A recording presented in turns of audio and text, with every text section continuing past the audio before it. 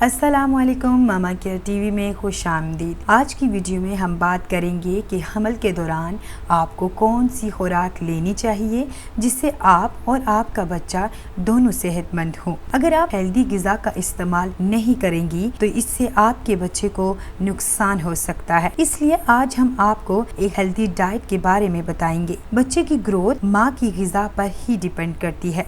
अगर माँ हेल्दी ग़िज़ा का इस्तेमाल करती है तो बच्चा भी हेल्दी पैदा होता है। तो चले बात करते हैं कि वो कौन सी खुराक है जो एक हामला औरत को लेनी चाहिए। सबसे पहले बात करते हैं प्रोटीन वाली ग़िज़ा। प्रोटीन वाली ग़िज़ा का इस्तेमाल हामला औरत को रोज करना चाहिए क्योंकि ये बच्चे की अच्छी ग्रोथ के लिए बहुत जरूरी होता है। बीफ और मटन से आपको हाई क्वालिटी का प्रोटीन मिलेगा। इसके अलावा आयरन और विटामिन डी भी मिल जाता है। प्रोटीन हासिल करने के लिए आप चिकन, दालें, दलिया और लोबिया वगैरह का इस्तेमाल भी कर सकती हैं। अगर आपके बच्चे की ग्रोथ सही से नहीं हो रही तो प्रोटीन से आपके बच्चे की ग्रोथ बहुत अच्छी होगी। कैल्शियम भी बहुत अहम है बच्चे की सेहत के लिए। कैल्शियम से बच्चे की हड्डियां और दांत मजबूत होते हैं। कैल्शियम की कमी से बच्चे का कद भी छोटा हो सकता है। अगर आप कैल्शियम नहीं लेंगी तो इससे आपको जोड़ों, हड्डियों, पट्टों और कमर में दर्द हो सकता है। कैल्शियम को हासिल करने के लिए आप डेयरी प्रोडक्ट का इस्तेमाल करें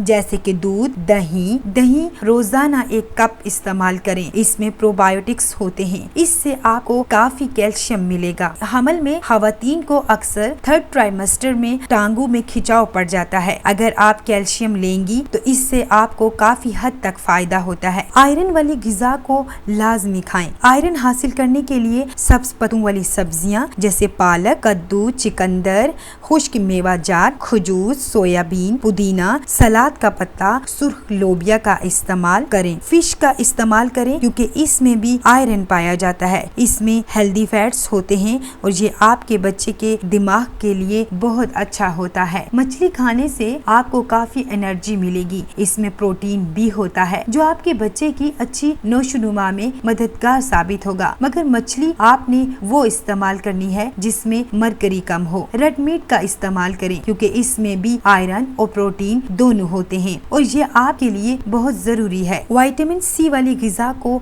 लाजमी लें। आयरन को जज़्ब करने के लिए विटामिन सी की जरूरत होती है। इससे आपकी कुव्वत मुदाफ़ियत में भी इजाफा होगा। अनार, अंगूर, माल्टा, लेमन वगैरह का इस्तेमाल करें। इनमें विटामिन सी भरपूर होता है। पालक, शिमला मिर्च, ब्रोकली वगैरह भी इस्तेमाल करें। हमल के आखिरी महीनों में कॉन्स्टिपेशन बढ़ जाती है। अगर कब्ज ज्यादा हो तो काफी बुरे असरात हो जाते हैं जिसमें बड़ा मसला बवासीर का हो सकता है। इसलिए ऐसी खुराक का इस्तेमाल करें जिसमें फाइबर हो, जिसकी वजह से आपको कॉन्स्टिपेशन का मसला नहीं होगा। गंदम का आटा बगैर छाने इस्तेमाल करें। फलों का इस्तेमाल करें जिसमें आड़ू, सेब, केला, नाशपाती हो। इसमें फाइबर पाया जाता है। दालें भी खाएं। सब्जियों का इस्तेमाल भी करें। सलाद खाएं और टमाटर का इस्तेमाल करें। मैग्नीशियम वाली ग़िज़ा का इस्तेमाल करें। ऐसी ग़िज़ा का इस्तेमाल करें जिसमें मैग्नीशियम पाया जाता है। ये आपको काफी सारे मसाइल से बचाता है। टांगों में जो खिंचाव पड़ता है, कमर में जो दर्द रहता है, तो मैग्नीशियम के इस्तेमाल से आपको टांगों के खिंचाव, कमर दर्द से रिलीफ मिलता है। ये आपको प्रीमेच्योर डिलीवरी से भी बचाता है। काले चने, दलिया,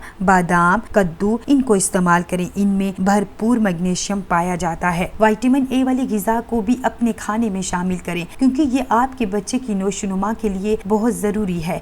गाजर, आलू, पालक इनमें विटामिन ए होता है तो कोशिश करें इनका इस्तेमाल करें। फॉलिक एसिड का इस्तेमाल भी करें। इसके लिए सलाद का पत्ता, लोबिया की दाल, दालें, अखरोट, बादाम इस तरह की चीजों का इस्तेमाल करें। विटामिन डी लें। यह आप सूरज से भी हासिल कर सकती हैं या फिर ऐसी खुराक का इस्तेमाल करें जिसमें विटामिन डी हो। दालें इस्तेमाल करें।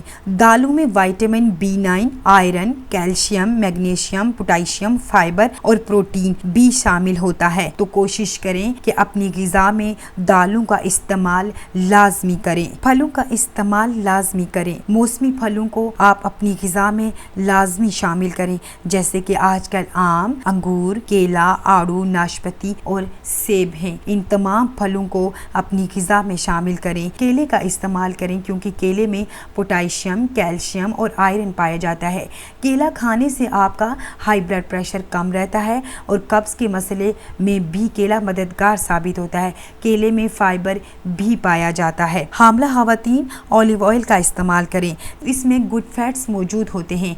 आप इसे अपनी सलाद के अंदर 2 या 3 चम्मच डालकर इस्तेमाल करें। कोकोनट वाटर का इस्तेमाल करें क्योंकि इसके इस्तेमाल से प्रेगनेंसी में जो खवातीन को थकावट रहती है वो दूर हो जाती है। ड्राई फ्रूट को अपनी गिज़ा में शामिल करें। ड्राई फ्रूट का इस्तेमाल लाजमी करें। ड्राई फ्रूट विटामिन्स, मिनरल्स और एनर्जी से भरपूर होते हैं। इनके इस्तेमाल से हामला औरत को थ्रू आउट प्रेगनेंसी में कमजोरी नहीं होती। माल्टे का भी इस्तेमाल करें क्योंकि इसमें विटामिन सी काफ़ी मिकदार में होता है जो कि बच्चे की ग्रोथ के लिए बहुत ज़्यादा ज़रूरी है।